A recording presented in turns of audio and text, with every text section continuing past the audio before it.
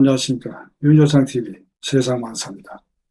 유시민이 이재명에 대해서 공격성 발언을 계속하고 있습니다. 유시민은 서울대 경제학과를 나와서 독일에서 공부했습니다. 공부한 기간은 제가 잘 모르겠지만 어쨌든 독일에서 공부했습니다. 한국 사회의 여러 가지 문제점에 대해서 가끔 비평을 하는 작가이자 문평가입니다. 유시민이 쓴 상소문이라는 글이 요즘 인터넷 매체에서 볼 수 있습니다. 그의 글은 주상전하라고 시작합니다. 주상전하는 조선시대 왕에 대한 호칭인데 여기서는 이재명을 빗대어 말하고 있습니다. 주상전하, 나라 걱정에 밤잠을 못 이루어 눈두덩이 부었습니다. 이 글은 독일 시인 하이네가 쓴 밤에 떠오르는 생각들이라는 시를 생각나게 합니다. 하이네 시인은 이렇게 시작합니다. 밤에 독일을 생각하면 잠을 이룰 수 없다. 그리고 내 눈에는 뜨거운 눈물이 흐른다. 1864년 하이네가 이 시를 쓸 당시 독일은 혼란스러운 상황에 처해 있었습니다. 정치적으로 분열되어 있었고 하이네가 주장했던 이상과는 거리가 먼 상태였습니다. 그런 조국의 상황에 대해서 하이네의 슬픔과 걱정을 이 시에 표현했습니다. 우리가 겪었던 IMF 외환 위기는 한국 전쟁 이후 최대의 위기라고 했지만 그때는 지나가려니 하고 생각을 했었습니다. 그런데 지금 우리가 처한 어려움은 앞으로 과연 얼마나 걸릴지 아무도 알 수 없다는 데 있습니다. 상당히 오랜 기간 지속되리라는 것은 확실합니다. 지금 유럽도 어렵고 일본도 어렵고 세계가 다 어렵습니다. 그런데 다른 나라들은 러시아 우크라이나 전쟁이 끝나고 미국 이란 전쟁이 지나가면 시간이 지나가면 괜찮아지리라고 예상을 하고 있습니다. 그런데 우리나라의 경우는 다릅니다. 우리나라는 불리한 환경에서 더 깊은 충격을 받고 있습니다. 이런 상황에서 하이네 시를 읽으면 지금 이렇게 나라를 걱정하며 잠을 이루지 못하는 정치인 또는 지도층에 몇 사람이라도 있을까 하는 생각을 하게 됩니다. 유시민의 상소문을 보니까 적어도 한 사람은 나라를 걱정하면서 잠을 못 이루는 사람이 있다는 생각에 위안이 됩니다.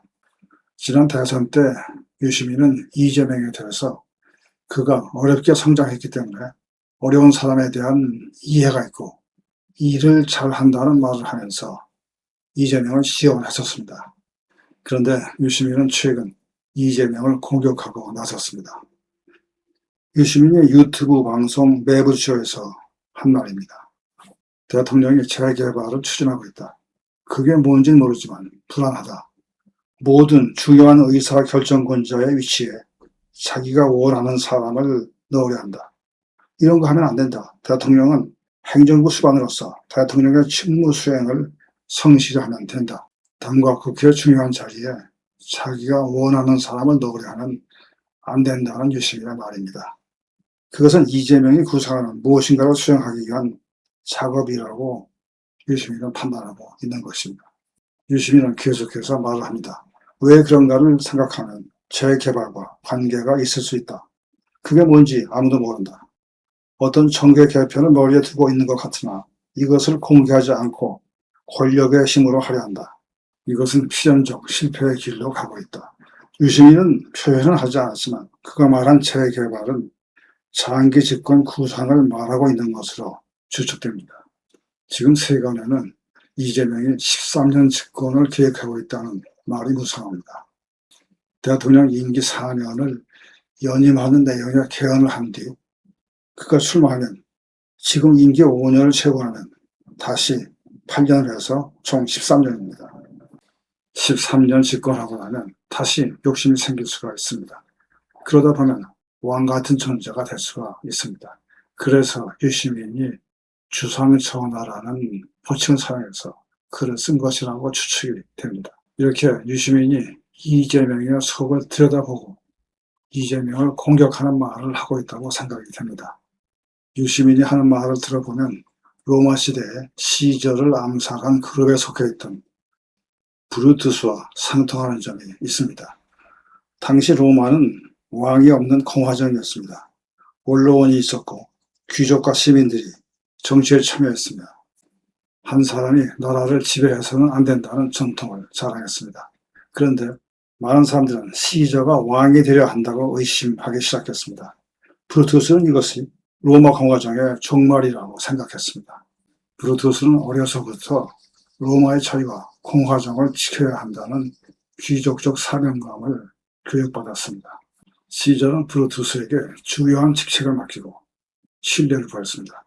이것은 마치 이재명이 유시민에게 총리직을 맡길 것을 생각했던 것과 상통합니다. 브루투스는 개인적으로 시저를 존경했습니다만 시저가 내전에서 승리한 뒤 종신 독재관이 되었고 권력이 점점 그에게 집중되는 것을 보고 많은 사람들처럼 브루투스 역시 시저가 왕이 되려 한다고 생각하고 시저를 죽이려는 계획에 참여합니다. 암사자들은 시저를 칼로 찌릅니다.